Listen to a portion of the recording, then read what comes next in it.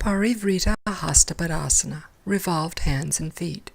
Jane begins in Tadasana and jumps into Utthita Hasta Padasana. Then she turns her right foot out. As she turns her left foot in, she rotates her hips to face the end of her mat. As we look at Jane's pose, we can see her left knee has bent, her hips have swung to the right, and she's leaning toward her right leg. Her right foot is pointed toward the end of her mat, but her left foot and pelvis are still in Utthita Hasta Padasana. This may cause pinching in her lower back. Jane seems unsure what to do with her arms, and only her head and shoulders seem to be facing her right foot. Let's have her return to Utthita Hasta Padasana and try the other side. First, Jane wants to even up her feet.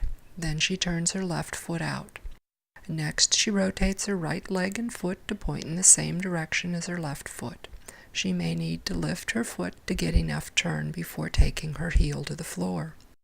Turning the right heel out will help Jane revolve her hips toward her left foot. Jane wants to keep her hips level and her left hip in as the rotation continues up her spine. She wants to keep her legs straight as she turns toward her left foot. Jane wants to drive the outside of her right foot down as she lifts her inner ankle up. Both thighs rotate inward, just as in Tadasana.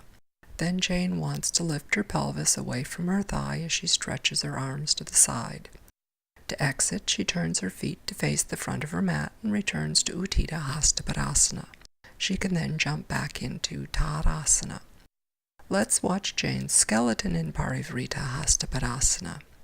As we look at her initial pose, we can see how her hips have shifted to one side, her left leg is bent, and she's leaning forward.